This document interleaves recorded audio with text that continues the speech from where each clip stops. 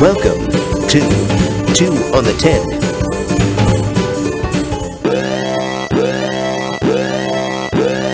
Oh, welcome back. Fourth episode of 2 on the 10. I'm Paul. It's Mitch. Greedy Nick. Greedy. Yeah, baby, yeah. Oh, man, I missed you guys. How's your week been? Hey, it's been, regular hustle and bustle. Okay. Glad to be here. How about you? Oh, still on my grind. Got to do what I got to do. Trying to rub, 2 nickels together, make $1, but it'll make it happen. But let's get into the news, man. I don't know if you guys saw. Speaking of money, the dollar. I know, right? The dollar. You got Russia, you got China, you got South Africa and India all trying to come together to make their own currency, man. This is kind of crazy. They're saying they want to topple the dollar. Right now, they've gotten Saudi Arabia involved and trying to have them take yuan for oil.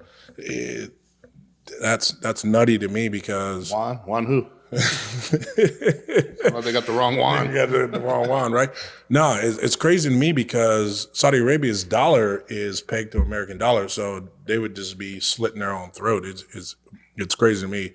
Plus, 14 military bases are on their border of Iran because we helped them out, to deter Iran from attacking Saudi Arabia. It's always been an agreement.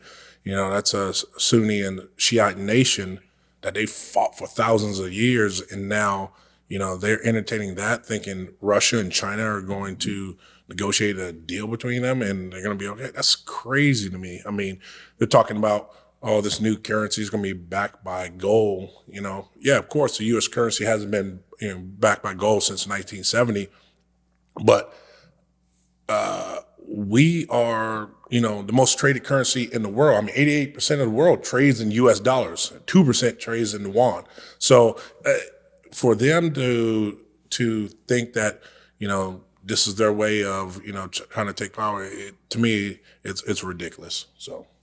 Yeah, I just think it's crazy. Like, if the world currency, like the U.S. currency, goes down or, basically gets crushed, and that's going to affect almost every major country out there. I always think about what good is gold going to do for you at that point? I think the real currency is going to be guns and ammo. That's going to be the real thing because you're going to have to protect yourself, protect your family. It ain't going to be about, I got some gold. Well, who's going to want gold if nothing's worth nothing? You're going to need to have something tangible that's useful for people to move off of. And I think it's a little far fetched to think that it's going to happen. But people like to make up stories or, try to scare people into, there's definitely something more behind this than what the media is portraying. What do you think, Mitch? Well, first of all, so you're saying guns and ammo. I agree with you there, first of all, as far as being the most valuable thing if everything went down. It's like, the new rock, paper, scissors. Guns. Let me take your flowers. Let me take, let me take your gold. But no, I'm probably the wrong person to ask this question. But first of all, we're speaking of gold. The United States is supposed to technically have the most gold in the world, right? Correct. Yes, they do. Yes, they have more gold than all 5 of those countries that I mentioned earlier. Allegedly. Exactly.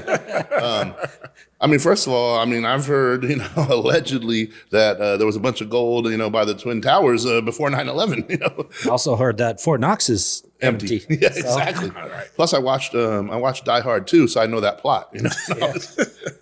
But no. So and then the other thing too, I'll say is I'm sure the Vatican has more gold than they're accounting for. Right. Between them and I'll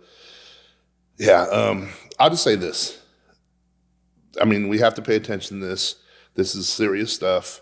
It's going to affect our dollar, obviously. But I think this is, call me crazy, but I think this is like damn near biblical. I think we are in those times. And I know counterpoints will always say, everybody that's ever lived said we were in those times. Not everybody that's ever lived has switched this kind of technology to where we're at, and has all these different, signs. In the Bible, Revelations and everything else, it does say eventually we're going to get to a point where buying or selling of goods is going to be connected to a symbol or a sign. Are we almost there yet? I don't know. We're a global economy. It's not like the old days where, We were on this side of the world.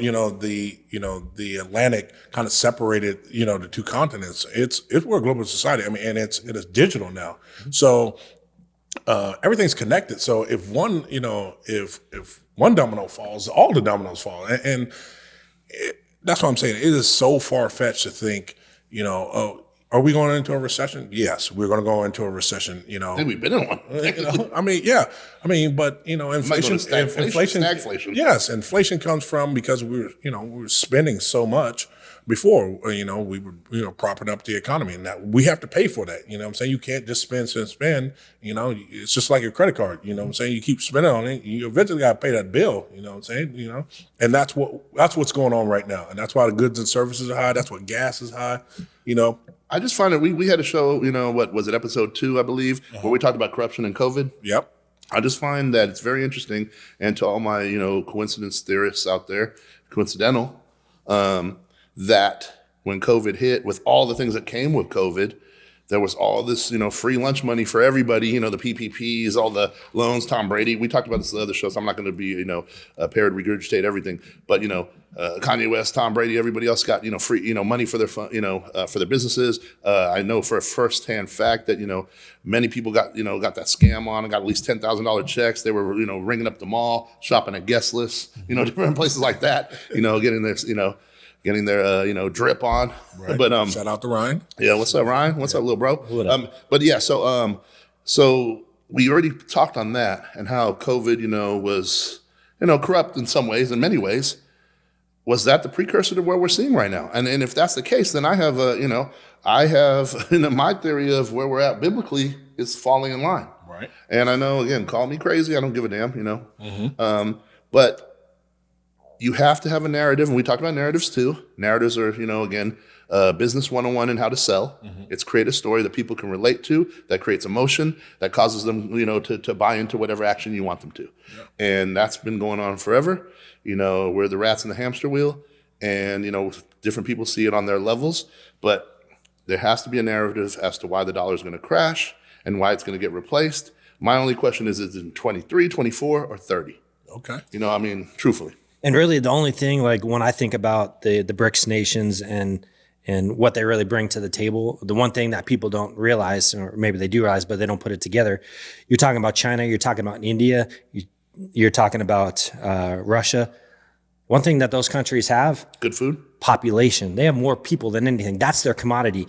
All those people have to eat. They have to spend money. They have to live. And what's that mean? More money for them to sell things to them. So the big thing is, just as much as we import in from China and from these other countries, we export to them just as much. So exactly. It's about, we lose the ability to sell to, billions of people. Well, like I said, we're connected as a global economy. People are not going to stop buying American goods, and we're not going to start buying China goods, because of this. Here's the thing. I think this is all posturing. I think this is people trying to do power grabs, stuff like that. And my thought is Putin is right now threatening. You know what I'm saying? Ukraine is huge. He thought he was going to come in there and take that country in 30 days, and he's got a fight on his hands right now. And then, U.S. and the NATO is helping them. And I think this is just their way of pushing back. Do I think it's going to go anywhere? No. I truly don't. I think this is all a bluff. This is, no. Launder money.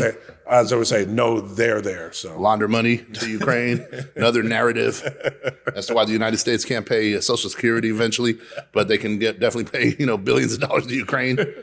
Whoa! You're going a little deep there. Hey, this is the world we live in. I'll just share this story. I know this is off, whatever, but. I have a friend, I can't say names on this one, but I think it's a very interesting story. He's a friend of mine. I'm going to say he's from back home in Cali, but he was one of the first boots down during 9/11. Okay. Told me a story how they, got out of the country. They were on, they had to switch flights like 6 or 7 times. He was also in special ops and everything else, but they had to switch like 6, 7 flights. It was all commercial when nobody was flying, et cetera, et cetera, et cetera. Then they had to hike into, Iran and everything, right? Iraq, excuse me, Iraq. looking for weapons of mass destruction. Right. He said they went door to door, kicking in doors in different towns. And we're talking villages, innocent, there's innocent people everywhere, women, kids, families and stuff. Let's just pick this in our heads for a quick second, because we have the privilege. Everybody wants to use this word privilege in the woke era, but we have the privilege of sitting here and picturing this. Exactly. They're kicking in doors. And he told me this. You know what they're grabbing? He goes, we seriously thought we're going and grabbing weapons of mass destruction. Guess what? There were no weapons of mass destruction. We're kicking in every door, and we're blown away with how every house had jewels and gold and everything else. So we're taking all of that. And there's vans and there's, big old cargo things that come in, and they're loading it up. And they don't know, not supposed to ask, not supposed to tell. Right. So basically it was a gold and jewels grab. Yeah. Under the guise of weapons of mass destruction. Right. We're not going to get on this show, but Iraq was Allegedly. Yeah. I have to say The that. Iraq War was a little bit deeper than what they portrayed in the media, and that's come out to light, and they've had congressional hearings and stuff like that, all about that. But maybe we'll talk about that on a later show. But I understand people's hesitance or being scared, because that's how. You see like social media, you see the actual media, they keep playing these narratives. But again, this is just my belief. The U.S. dollar ain't going anywhere. Like I said, we're the strongest nation, on this planet. That's not going to change. It's just who we are. I get it. People always say, Rome was the, biggest nation at one point. I get it, but we're in a different time now, and we got the strongest military. We got the strongest economy, regardless on what we're going through right now, and we dictate what goes on in the world, and that's not going to change. We are the world. We're the world leaders. No matter we got a Democrat or a Republican in office, we run this. So what you're saying is we are the world, we are the children, we are the ones. I think the Bible begs to differ, but I don't know. We'll see. Yeah, and I did see on social media there was some guy talking about the amount of military spending the U.S. does, which is like more than like the next 15 countries, and they're all our allies. So really, who's the enemy, and how much are they spending, and do they even have a chance against And us? here's the other thing too. I didn't even get in this. I don't want to get into too much of this part of it, but there are people making money on every side of this. Every war, people are making money, selling ammunition and everything else. And, the central banking cartels and all this other stuff. You're telling me they don't have a very vested interest in all this stuff, and what's going on, and they don't have pull, and they can't assassinate or put people into place? I'll just say that. I don't want to go into tangents. Let's make this fun today. Yeah. We make it fun every day, regardless. Regardless. At the end of the day, I'm gonna talk my shit. Yeah, exactly. That's why we have this show, so we can talk shit and kind of bring people into our everyday lives of how we just sit and we drink and bullshit and then talk about what's People are gonna see how crazy we are, right? Yeah, what's going on. They're gonna understand. Oh, okay, that's why they are the way they are. And, all it takes. I'm gonna say this. People go, how come you're a conspiracy theorist? How come you this? Truthfully, it takes an open mind. It takes a lot of life experience, but it does take seeing a few things that are inexplainable and understanding there's not everything needs to be explained or can be explained. Right. And what I love about you, Mitch, is like, you do question, and that's healthy, and we're on the show to kind of debate that and talk about that. And like, I think I've said this earlier, that's the problem that we have in this world right now, because one side thinks they're right, the other side thinks they're right, but we don't want to talk about it anymore. We don't want to hear, another person's side or what they're thinking.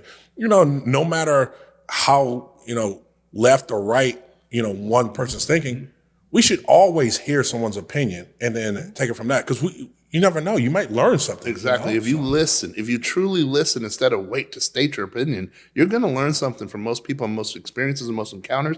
And even whether you admit it or not, you'll leave with something. Now, don't get me wrong, that conversation has to be on a certain level, have to be with certain energy, certain respect. But yeah, I come across this way, but if you know me in person, like obviously you guys do, I talk to everybody. I talk to everybody, and guess what? I listen, and I usually get a gem from everybody. I take all those experiences, put them together. I think that's what this whole process of life truly is, And then you take them and you post stuff on TikTok and send us all the crazy videos on TikTok and Instagram And then get shadow banned. yeah, get shadow- share all your social media. And I think that's, social media is a blessing and a curse. I mean, it teaches us a lot, but there's a lot of crazy stuff out there on social media. Yeah, I mean, social media is, man, it's one of them things that I love. I mean, I've grown to love. I get off. I'll take like Pause. I'll take like 6 to 8 months off sometimes off social media just to reset because it gets overwhelming sometimes. But man, if I had social media when I was growing up, bro, I'd have like 12 kids right now. You don't? Hold on. What's that, the U of A education system? Your personal abacus. Nah. No, but seriously, it was, it's so easy. Like, I mean, we'll take it on a dummy level is, talking to girls back in the day, we used to have page, and I'm dating myself right now, but we used to have pagers, you know what I'm saying? We used to have to pull over the side of the road and, Beep, beep, beep. and call them back on a payphone. People used to put in 911 and be like, hey, and we used to get mad at them because, we'd put in a quarter and they'd be like, oh man, hey, where you at? You were like, man, what are you doing? You made me pull over. I had to waste a quarter, and call you and stuff like that. Cell phone, it's not like today's day and age where we got the Bluetooth in the car and stuff like that. But, cats slide in, women's DMs. Man, we used to have to go to the mall to talk to girls. Did you used to have with your pager, speaking of pagers real quick, did you used to have a pager code when you had to page people? Oh, yeah. What's your pager code? All my homies had, pages. It depends on, what's going on, if it's an emergency, or, used to spell stuff on your pager and 143. So, my pager code just back in the day was 340. Right.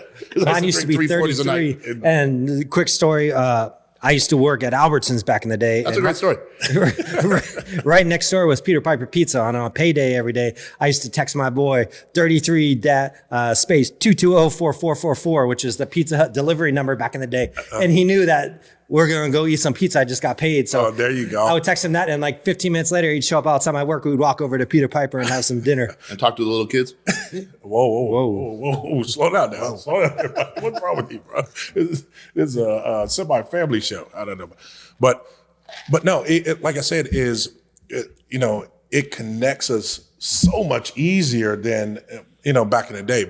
And like I said, man, it was so difficult. But let me say this though. I mean, and I agree with you. But back in the day, if you had something that other people had to learn, you figured it out.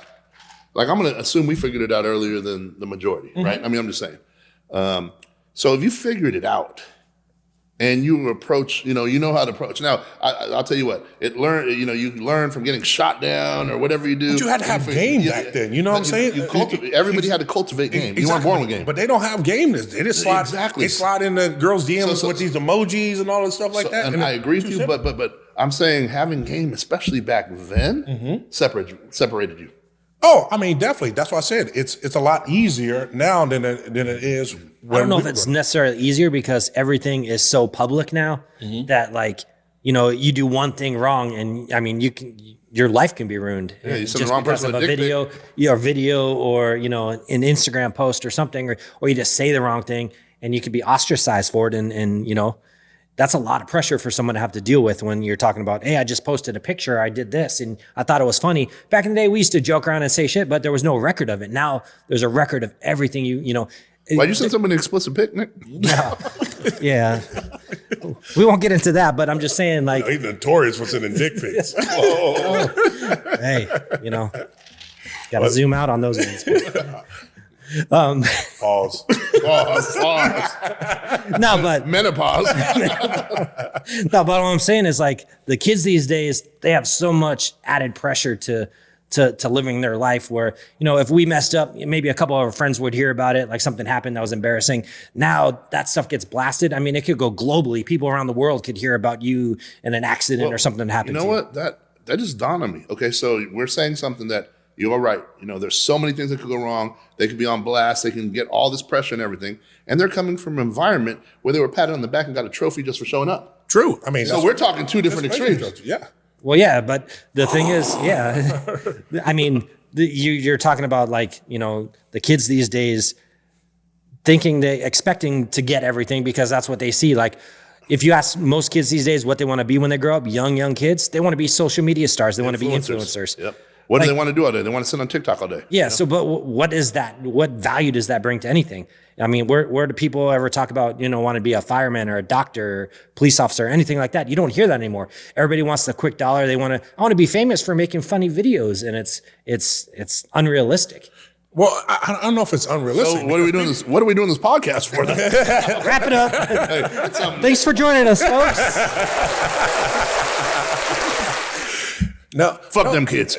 no, but because it's money. It's like you know, we're going into a new age where the advertising is different. It's no longer, you know, people are no longer watching TV as much as they're on their phones. You know, their phones are now the TV. So now you're captivating those eyes off the TV. So that's why you have all these creators, because this is the new commercials. So, I mean, you got these major brands that are collaborating with these influencers to build the brand even higher, because they know they can get to, you know, a younger audience, and that's what you got more eyes in that than, you know, On watching Tupac. All eyes on me. Yeah, but I think the things they're promoting now, if you think about even music back when we grew up, they talk about like rolling in the Jeep, rolling in the Benz, rolling in the Lexus. You should have been a rapper. Now they're talking about Bugattis and Ferraris and Lambos, stuff that's unattainable to the average person. The average person can probably afford someday a Mercedes or a Jeep. They're not affording a Bugatti, you know? You know what? We're going to have to, I think we hold on this one because I got a lot to say on that topic. Yeah. We're talking about, you know, where females are in that whole thing, from, you know, being a bitch and whatever else to can you pay my bills to Scrubs. I mean, it's all through the music. And, you know, well, let's do a topic on that for sure. You know, let's definitely do a topic on that. Not to cut you off on that. No, for sure. No, like, you know, here's the thing, Nick. We're just in a different age right now. Yeah. You know what I'm saying? And so, you know, our parents, you know, was in a different age before that. I mean, TV, when our parents were growing up, you know, they didn't even have color TV at that time. You know what I'm saying? So color TV and commercials, that's why people watch TV so much, because it was so new. Yeah. Now we've gone from watching TV to watching it on our phone. And so you gotta, you know, like I said, advertisers and big corporations, they know this. So that's where they're funneling their dollars. So it can't be, you know, they're doing it. You know, you say, what's the point? Well, the point is to make money. I mean, at the end of the day, that's what it's about. You know, people say, you know, money is the root of all evil. I say, you know, BS. I would say, here's my philosophy. People say money don't make you happy. I ain't never had it, because I wake up a happy motherfucker every day. Hey, can I borrow a few dollars? You got a few dollars for me? That's all I'm saying. I remember somebody said, to quote the famous G-Eazy, I want to be broke forever. That's the shit no one ever said. You know, exactly. Nobody ever said they wanted to be broke. Nobody wants to be. So that's what I'm saying. In social media is entertainment too. You know, it's every day.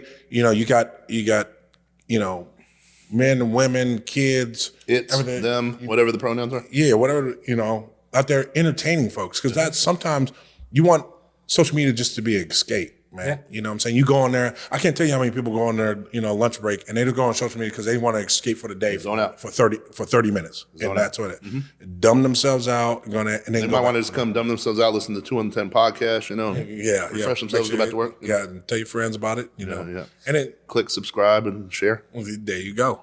No, I just think that like social media is really changed the world and changed our lifestyle. I mean, it's changed every aspect of our life, from how we communicate with each other. Even like in sports, it's changed sports, and it's changed the way athletes are able to, you know, people are able to feel more part of a team, and athletes are able to communicate and be part of, you know, you almost feel like you're part of them, or you know them, because you can just send a DM to any athlete and they can respond. And it's kind of crazy when you think about that. That sounds kind of creepy. Yeah, well. Well, I mean, you want to talk about sports. I mean, hey, we just got done with the NCAA tournament. You know, shout out to the Connecticut boys basketball team. You know, they dominated the tournament. You got to give it out to them. You know, Take my hats on, man. Average of 15 points a game that they beat people. I mean, that's just They dominant. were whooping ass. You know, as much as, and we talked about it, we all kind of knew they were going to win, but we didn't want to root for them because of Cambodian Mike. You know, and his Shout out. Shout out to Mike. Yeah, man. his spinning busted rim. You know, on the what was it, the nollie that got stolen. You're right, right. But no, you know, on the other side, you know, you had the, you know, LSU, you know, Tiger, the women's team. Man, they dominated. You know, they went against, you know, and arguably, you know, the best player in the country. You know, Definitely. I mean, I think it's unanimous best player in the country, but player and team are two different things. You know, I mean, Caitlin Clark was balling, brought a lot of people's eyes to women's basketball. Which, I mean, no offense, I usually don't give two shits about it. I mean, I'm to be honest, right? Not since Lisa Leslie. I mean, But no, you know, Caitlin Clark is, to me, probably is going to be the number one, you know, pick in the WNBA next year. or 2 years from now, right? I think she's got. Oh, she got one number year? I thought she's coming out this year. See, here's the beauty of it. I mean, if I read correctly, I could have misread, but I think they run it back one more, and that'd be amazing to see both of them. Yeah, you know. I mean, that'd be the. I'm tuning in. I'd love to see if she come back. Should we tune in for Jake Paul fights? You know, like, you know, we got to tune in for this shit. You know, But you know what was overshadowed was the controversy that came out of that between, you know, Angel Reese and you know, Caitlin Clark, which, you know, I'll give my opinion on, but what I think was kind of, you know, blown out of proportion, or cat speaking on it that's never played sports before. A little bit of racial undertones, you know, that I kind of a little bit. You look in the comments. Oh man, it was, you know, it was terrible, and that's what I'm saying is like for people to, you know, to take the jabs that they did, you know, it was uncalled for. So if you go back and you look at the game that Caitlin Clark played against South Carolina, right? So you saw her, you know, the girl was at the 3-point line. She waved her off. Nobody said anything about it, right? You know, she gave, I can't see me, you know, you can't see, you know, you can't see me Yep. gesture, you know, in the game. Nobody said anything. Which, by the way, let me just say this real quick. The you know, you can't see me. You know, everybody calls it the John Cena. Right? It's actually the Tony Yayo. Oh, wow. I didn't know that. Yeah. And actually, John Cena himself says, I saw a G-Unit video, Tony Yayo come out, you know, with the hands across the face. I ran with it, you know, and he made it what it is. But give credit to, you know, Tony Yayo and G-Unit. Nick, can we ship something out for that? Yeah, there you go.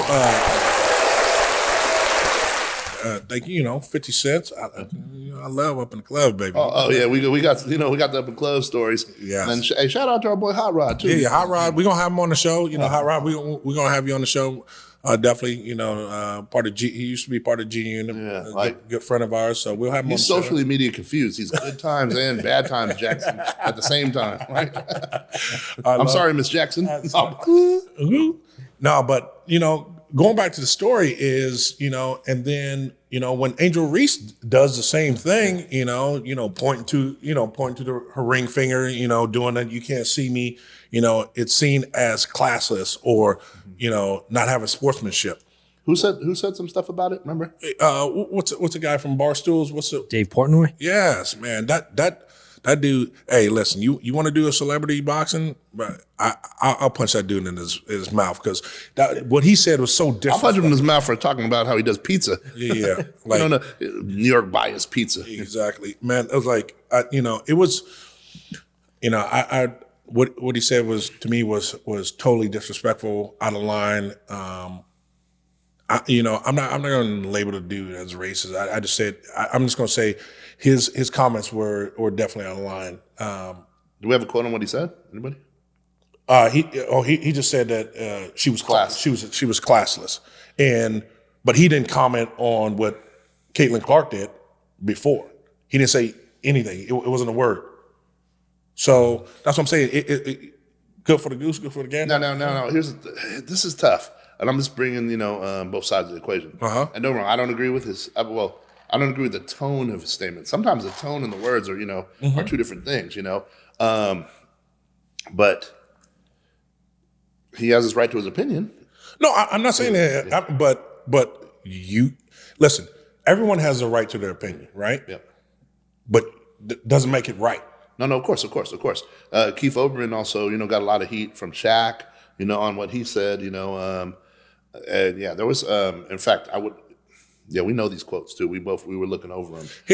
But here's my thing is like, and I'll bring it into, I'll bring the race aspect in. Mm-hmm. You have this white woman who, does the same actions. No one says anything about it. Actually, they praise her for it. And then you have this black woman who does these actions, and now she's classless, has a sportsmanship. No. Any athlete knows we talk shit on the field. That's what we do. We talk shit on the court. We talk shit on the field. Bro, if you heard what went on during a game, the back and forth banter that went on, bro, we'd all be blasted on Monday morning, or Sunday night for what we say. It's to me it's crazy for this to even be a subject. This is sports. It's about, man, when we're in the court, we're competitors. Yeah. It's not like at that time I don't like you, you don't like me. We're going at it. But then after the game, we're shaking hands, and we're all athletes. We're all brothers in this whole as athletes in this whole game. Let me bring one thing up though. Allegedly, they didn't shake hands, and LSU wouldn't shake hands with Iowa. So truthfully, that's the only problem I have, because shit talking. Mm-hmm. No, who's gonna draw a line of how much shit you did this? Now I will say this: Caitlin Clark, from everything I did, because I knew we were talking about this, I went back and looked at a lot of different things. Caitlin Clark, when she did the "you can't see me" whatever, did it like walking off or whatever. Mm-hmm. Now it got a lot of attention. I'm sure people that have never seen college basketball were hyping it up. Oh, this is amazing! Like they didn't even know where it came from, whatever else. They definitely didn't know it was related to Tony Yayo. She probably didn't even know that, But and then when Angel Reese did it, it was like, I'm gonna wait for you. I'm gonna wait till you see me. I'm gonna follow you around and then go in your face and tell you. I mean, again, still has the right. Where do we draw the line? To some people, it may have looked different. Energy may have been different, but I mean, hey, I'm not one. I'm a sports competitor myself. You silence that by winning the game. Is it any different when in the game when you have LeBron, you have the Greek Freak, you have these superstar athletes come down, they dunk on somebody and they stand over, or they flex on them and stuff like that? Is that unsportsmanlike, or is that part of the game? It's part of the game with like when Allen Iverson stepped over. What's it called? What's his name? I can't even think of him. Coach of the old coach of the Tyronn Lue? Yeah, Tyronn Lue. When he stepped over Tyronn Lue, that was disrespectful.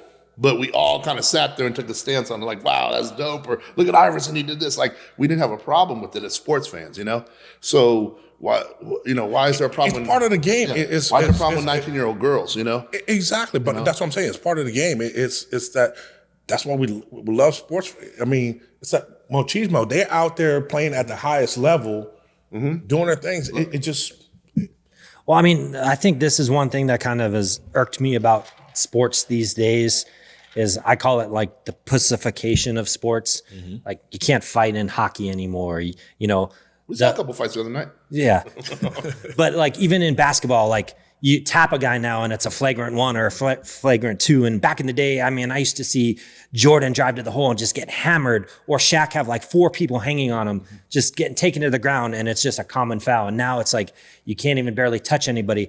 Everybody's a celebrity. Everybody's a star. So you can't risk hurting any of those people. Obviously, there's a lot of money behind these stars, but it's like you take that out of the game, and then like I always see it as this: if you have all these unwritten rules, like, oh, at the end of the game, I can't dunk because that's unsportsmanlike. I'm like, no, if you don't want me to dunk, play some damn defense and stop me from dunking. Like, you're going to just tell me not to dribble out the ball or not dunk or not score because we're up by too much and your team isn't good enough to stop us. I mean, it's a game, it's a competition. That would be like in boxing if I'm beating somebody up and then I just decide to let them punch me in the face as many times as I want because, well, I've already beat him enough. I don't need to beat him anymore. It doesn't make sense. It's not good for the game. I mean, like you said, athletes, you're professional. You make money doing this.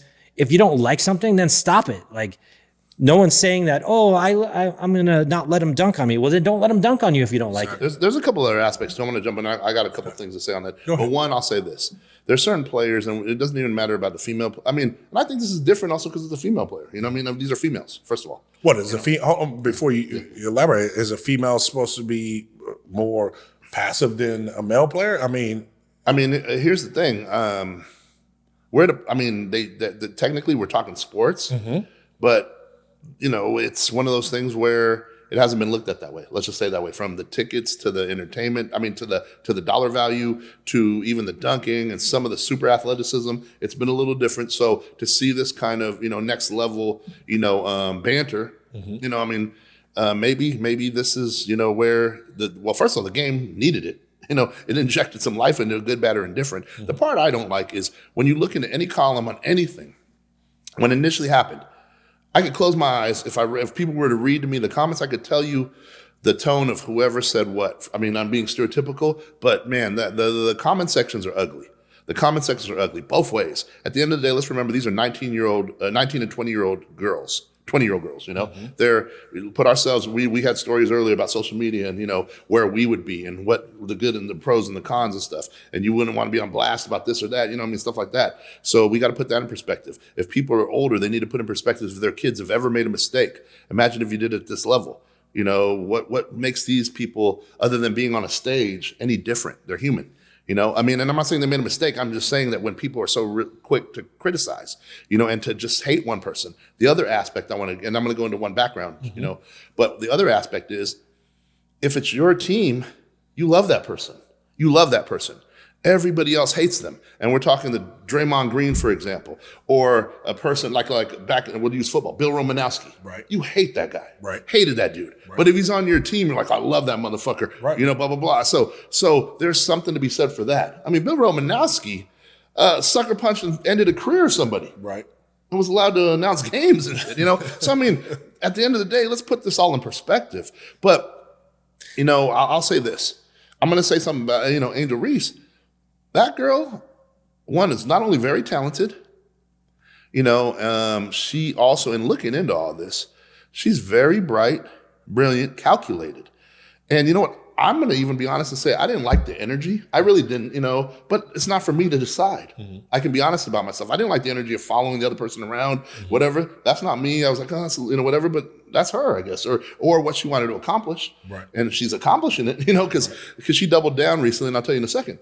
But if I was to ask everybody who had more social media followers, Caitlin Clark or Angel Reese, what would you think? I mean, honestly, going in the tournament with everybody. Caitlin Clark. Caitlin Clark. Okay, Caitlin Clark, as of right now, has 500,000 IG followers, which is amazing for a college basketball NCAA girl, right? Angel Reese has 1 million. Wow. Okay. She's also going to file the trademark for Bayou Barbie. Okay, she actually left, and let me say something about that. Being filed a few different trademarks and stuff. Nick, you've seen some of that on the journey with some of the businesses we've had and different things. She will not get that one. I'll tell you that right now. Mattel has the rights to Barbie. Right. Any confusion in the marketplace does not allow you to own the rights to that. So that so I mean. That'd be like me calling myself the drunk Superman, drunk Superman trademark. I mean, hey, let's get some shirts made. Yeah. Hey, you're listening. Yeah. But now, if Mattel was smart, they sit there and sign a licensing deal or an NIL right the fuck now, right? And do some Bayou Barbies. You know what I mean? Right. But so she's put herself in that position, she knows what she's doing. It's no different. Like 6ix9ine kind of started it. I think what's the dude, Old Country Road? What's his name? Nas. Little Nas X. Little Nas X. They've mastered the art of the troll in this era. Yeah. They troll. They say different things. They say enough stuff to get everybody all aggravated and round up, and they do certain things. And guess what? They make more money. They get more appearances. Whatever. More power to them in this. It's just at the end of the day. Hopefully you stand on what's real. I mean, obviously, 6ix9ine, lost his, took an L. Nas, whatever. I seen him on the Maury show before all this now. So you realize that he was trying to put himself in this position, with all these different stories. Didn't play the person he is now, but, kind of like in his way to trying to get to this. I mean, like we said, everybody wants to be an influencer. Everybody wants that power, and they'll do whatever it is to get there. She's working the system. Yeah, the thing that bothers me the most, too, about this whole story is that it's a fake uproar because the players themselves don't care. They didn't care when it happened. They went back to their locker room. One team was sad that they lost. The other team was happy they won. They weren't like, oh my God, I can't believe she did that to me. That was probably the last thing on their mind. And then the media takes it and blows it out of proportion. And now we're all talking about it. And we're talking, but we are using it for the show too. Yeah. So, But I mean, it's just, it's a fake uproar. It's people all upset about something because the media is telling them that they should be upset about something. let me say this too. Did you know that Caitlyn made a statement today, right? Yes. Okay, so she made a statement saying that she has no issue with it, that, ban and talking shit, well, she didn't say talking shit, but, talking shit's part of the game. We're competitive, we're athletes. Hey, they were the better team. She said everything, in my opinion, correctly. She even said, hey, I'm a fan of hers. Yeah. Okay, and then I looked in the comments, and there's still negativity. Of course. Well, everybody just wants to have an opinion and be negative. And like I said, just be in an uproar. People are always looking for an excuse to be mad about something or to, Their life to sucks. have a comment about something. Yes. Exactly. It's the internet trolls, man. I can't tell you like how many times you see, you're scrolling on, TikTok or Instagram and you see these internet trolls. They sit there and they comment and they have no photos, the blank. That's not a troll or a bot. You never know. I mean, imagine being like a professional athlete now and having to deal with all the trolls that you have to deal with. I mean, it's pretty crazy. You. No. Thank you. I was going to say, I used to tell Paul this back in the day. Remember 2002, 2003, whatever. I'm like, man, if Michael Jordan was around now, he would not be the Michael Jordan we know because social media would be different. They would have ate him up. And let me tell you this, social media was just starting. MySpace was like kindergarten compared to this shit. Yeah. Like, why did the energy, first of all, I want to get back to that, what we're talking about, but the energy changed when MySpace came out. We're like, oh my God, this is amazing. Right. It's cool. Oh, the only negativity you had was if someone got pissed off, they weren't in your top 8. You know what I mean? And I know we're dating ourselves on that shit for the young folks, but man. And then it seems like everything changed in about 2011, 2012. And the conspiracy side of me, the 4G started popping in. We didn't even understand it then. You know what I mean? Nobody even knew. But once you were able to get internet on your phone, you didn't have to go back home, fire up your laptop, turn on, wait 5 minutes for it to go. You could just pop on and start looking at everything. That's when the whole world changed. Instagram took off, Twitter had a resurgence.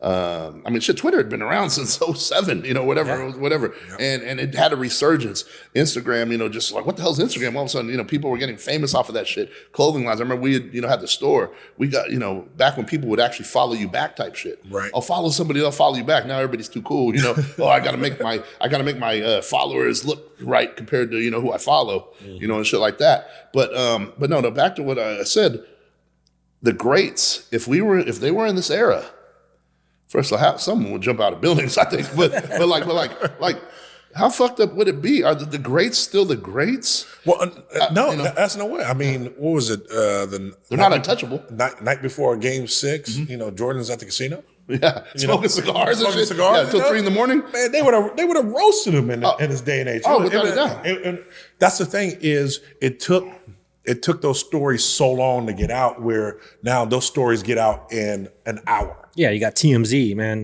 They'll see it. They'll post it within minutes of taking a picture of somebody somewhere.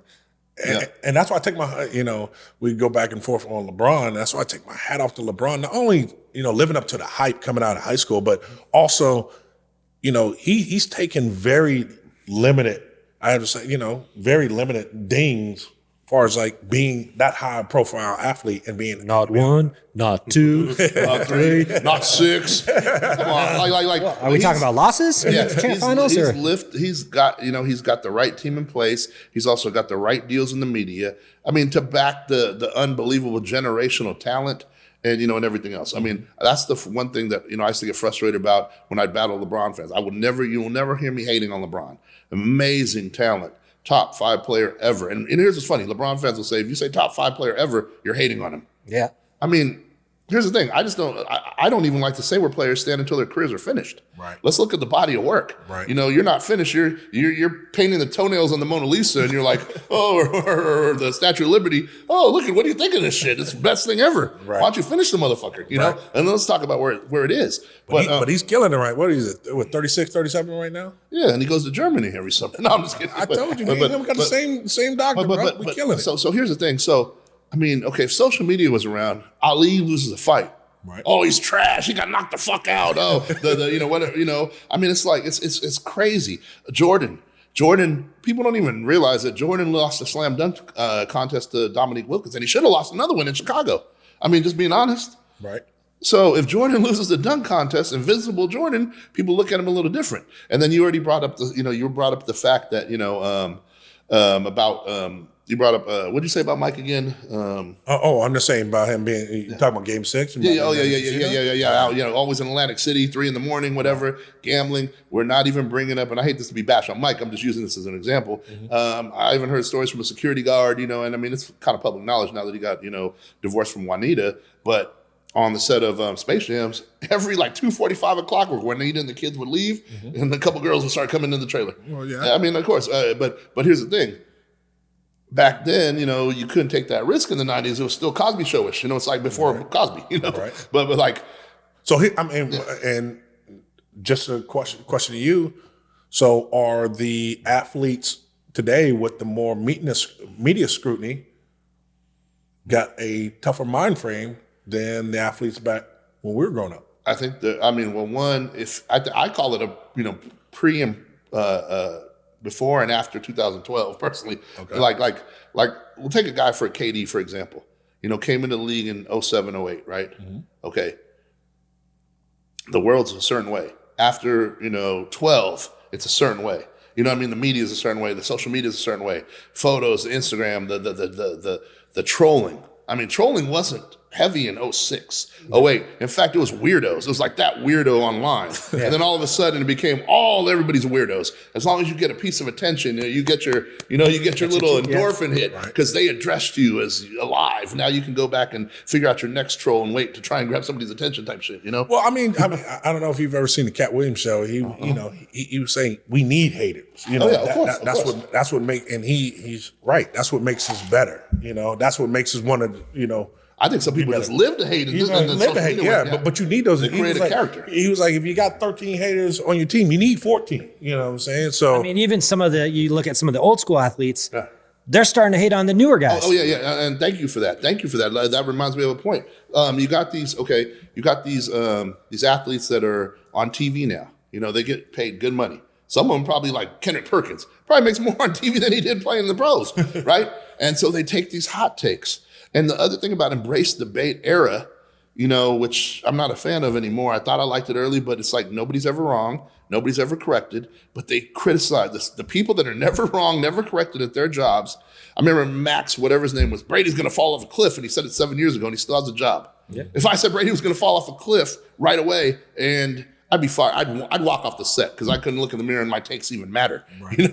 Like that's what's crazy to me. There's no accountability. That's just the way it is. You just keep going. You sensationalize. You say whatever it is. The world's going to end tomorrow. Tune in next week. And it's like, that's how the shit is now. That's the world we live in. So you're saying you can say anything and get away with it? Anything that creates sensationalism and creates a reaction, pro or bad, it's still a reaction. People are tuning in either to cuss you out or to cheer with you. And I'll say this. So like, for example, let's use Barkley, kind of him beefing with KD, right? Mm-hmm. Okay. He's saying KD's too sensitive, et cetera, et cetera, et cetera, right? And then, Shaq chimes in every so often too. The interesting part is they're not in this era. And I know for damn well that at least Shaq, that motherfucker's sensitive right now. Mm-hmm. I mean, shit, that dude, if you say anything about him, he'll make a battle rap about you. Or, back in the day, he'll ask you how his ass tastes. Like the dude is Petty Murphy to the fullest, Petty Crocker, Petty and Pink. All I'm saying is, these people, and I know they get paid millions of dollars to do all this stuff, but they don't, maybe they do realize it, but they're trying to act like, no, this is how it is. When, for example, I know Barkley and KD were going at it, et cetera, and, the bus driver, and you got to drive the bus. But Chuck went over to the Rockets, but it's supposed to be different, joined Pippen and, and Olajuwon. And Olajuwon beat them, when he was on the Suns, right. But it's different now. It's different. These narratives that they want to sell get all the young people all hyped up. We didn't give a fuck. We're just like, bro, get your ring or don't get your ring. We know how great a player you are. Right. But now these same people that we have sympathy for are sitting there going, you're not this player, and you don't get the respect of the OGs until you do this. And it's like, hold on a second, bro. It wasn't like that for you back then. You made the jumps, but because a certain age group, there's no rule, but you made it at this age, so it's allowed. It's just funny to me. And then on top of that, what's ironic is the greatest of all time, which I do think is Michael. That motherfucker's petty. I mean, look, Charles Barkley says something about him being the owner of the Bobcats, right? And I don't think anybody's ever talked about this. I've never seen it online, so I'm gonna break this. He says something about Michael Jordan being the owner of the Bobcats, and how he has too many yes men in his corner, and that's detrimental, and he needs to change that. And Mike, being his best friend at the time, didn't like that, and they're not friends anymore. So you want to talk about being sensitive, but Charles Barkley's never said Michael's sensitive. Right. He says KD's sensitive, and all these new guys are sensitive. He's never said Michael's sensitive, and Michael dropped his best friend over a comment he said, doing his job. So until you answer that, Chuck, aren't you the same dude? Aren't you the same dude that threw a dude through a window? Whoa, Mitch. Didn't you throw someone through a window up in Scottsdale one day? Allegedly. Hey, first of all, that's a different circumstance. Martini Ranch, I think it was. Shaker Room. Hey, shout out to Martini Ranch. Shout out my boy Abe that saved my ass, because we'll talk about that some other night. The dude threw a punch at me. That's all I can say. I think Chuck, the dude said words to him. Hey, at least you didn't get caught getting a blowjob, driving drunk, running stop signs in Scottsdale. So you got that for you, Mitch. Like I said, allegedly. That's all. All of it's alleged.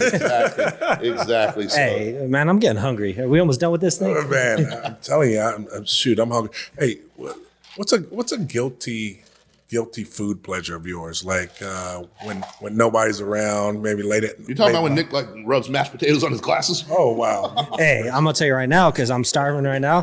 I'm gonna be hitting some Taco Bell after this, man. Taco Bell. I don't know, something about Taco Bell. If I'm hungover, if it's late at night and there's nothing else around, man, I'll sneak in and get a couple bean burritos and a Mexican pizza now that the Mexican pizza's back.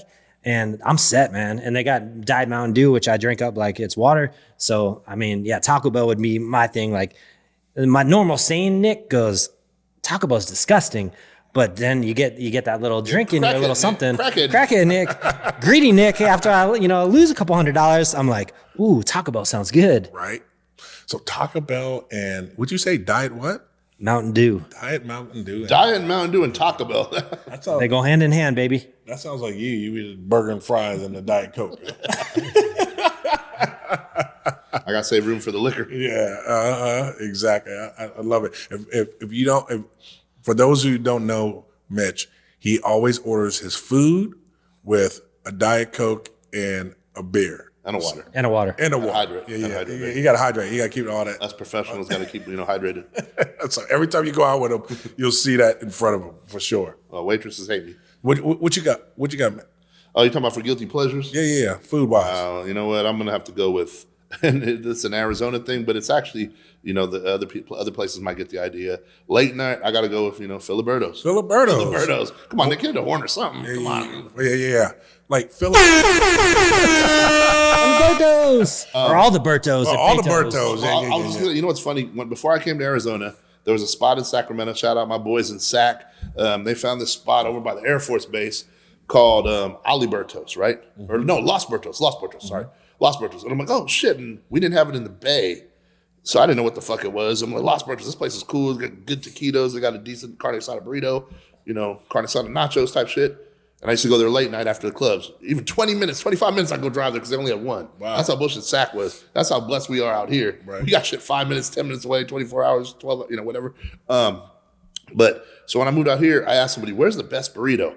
And this one guy, and I shouldn't have asked the dude in East Mesa. He's like, oh, Filiberto's. Amazing, That's definitely not the best burrito. I mean, let's put it this way. How many times have you had Filiberto's during the day? Very rare. Yeah. Very right. Hold on. I've been to that drive-thru at 2 a.m. plenty of times though. Oh. Exactly. I'll let you finish the story, but what's the best burrito in Arizona? First of all, okay, Kanye West. Beyonce's the best burrito. The best burrito. Woo. I'm gonna say right now, I'm on Mi Casita right now. What? Mi Casita. What? I know I'm wrong. Over Taco Bell. Taco Bron. I'm gonna give him the taco. I'm gonna give him the tacos, or even I just think the carne asada. Oh, the They're mix. meat. They're the meat. The They're mixed meat. up. Come on. Taco Bron's amazing. Shout out Taco Bron. Shout out Maryville. Yes. 59th and Kennebec, 43rd and Thomas. Yes. Go check that out, man. Yeah. I mean, they are amazing. You will not go wrong there. I'm just saying, overall, the red beans and rice reminds me of the burrito truck in Vallejo. Mm-hmm. There's another spot. ever. Santa Barbara, if anybody back in the 90s went to Santa Barbara, Tacos Acapulco was one of the most amazing, things out there. But I would say out here, Mi Casita is close with that red rice, the white cheese and stuff like that, the way they do their carne asada. Hey, you talk about that place until you try the burrito. Then I'm going to start in a late night food spot. I'm going to put it on college campuses across the country. It's going to be called Masturbatos. And every meal comes with a free side of sour cream. So. And the logo can be a pair of glasses with and sour that's, cream on them. That's in the process of being trademarked. So anybody out there trying to steal Is the logo going to be like a hat with glasses and some sour cream on the glasses? Yeah, it may be. It may be. Don't go agree. I was talking about the glasses. No, so like my guilty pleasure would be something that I learned in college, man, and it's finally back up here in the valley. It's called EG's, and EG. EG when they see me. If you've never been to EG's, go get the EG's fries. I don't mess with anything else. I don't mess with the sandwiches. I don't mess with, people say they have, great, snow cones and stuff like that. I don't mess with none of that. Thing that I hit is their fries. It's fries, ranch, and bacon bits. And when I tell you the ranch is probably the best ranch I've ever tasted in the world. You can buy it online and have it shipped to you, and you try it yourself. Man, in college, I used to scrounge around in my pockets, in the couches, all over Big Bar on Steel just to get some money, just to go get some EG's. I'm trying to tell you, this shit is crack. Every time I eat it, I'm like, I eat probably 2 orders of just easy fries. That is definitely my guilty pleasure. Matter of fact, after this, I think I actually like their sandwiches too. They're pretty good. Do you really? They've gotten better over the years for sure. Okay, yeah. Well, I think after this podcast, I'm definitely gonna have to maybe sneak over there. But don't tell nobody though. Aren't you on keto? You not no more, bro. So I'm all over the place and stuff like that. Man, send me in the comments. Definitely send me some good. Send all of us some good food spots to go check out. Let us know your guilty pleasures. Yeah, exactly. Because we are all 3 of us are a bunch of foodies, and we definitely love to eat. Get food or die trying. Mm-hmm. Definitely. So we definitely don't miss meals around here. We definitely. Shit, eating and drinking is the only reason I go to the gym 4 to 5 days a week. we got to. It's the only reason I get up in the morning. Right. It's like, what's for lunch? What's for dinner? You ain't lying. It's always food and drink, baby. Always food and drink. But no. Let's close this out. Mitch, give me thoughts of the day. Thoughts of the day. Okay. Well, you know what? All right, I got one. We always talk conspiracy, and the more we go along the show, I'm gonna drop some gems. Mm-hmm. Whether people agree with them or not, sometimes it's cool to be, different. Just listen to a different opinion.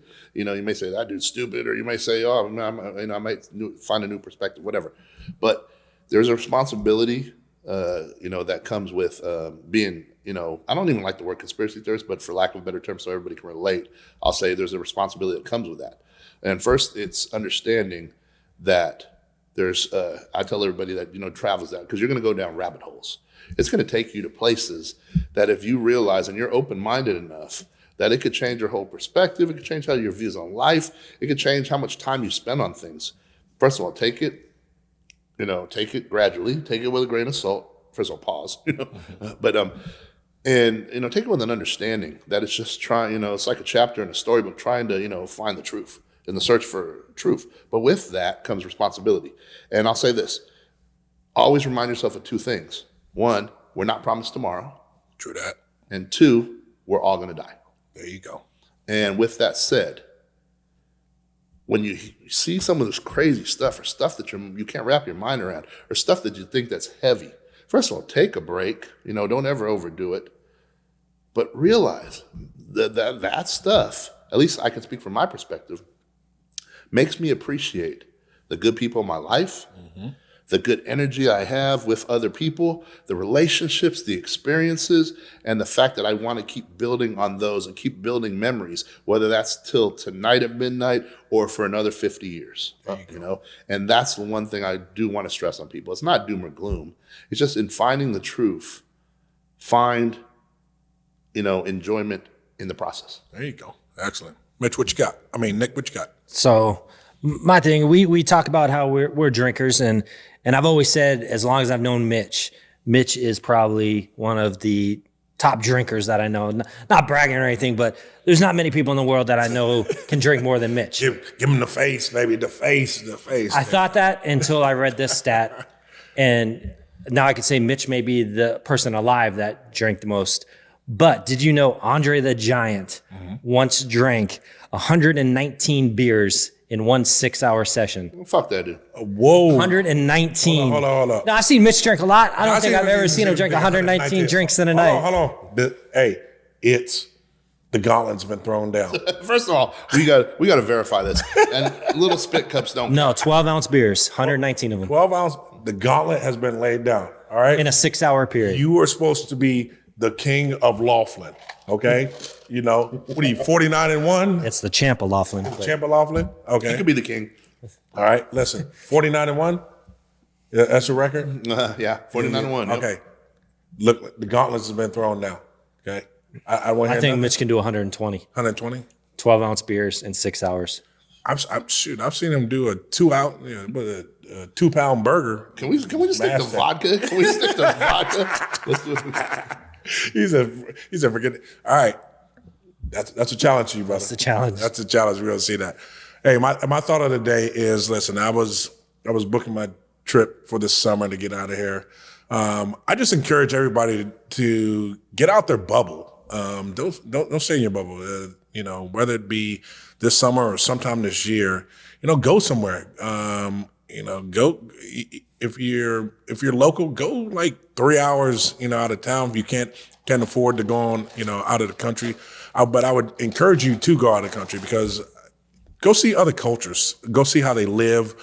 It'll give you appreciation for not only their culture, but also you living here.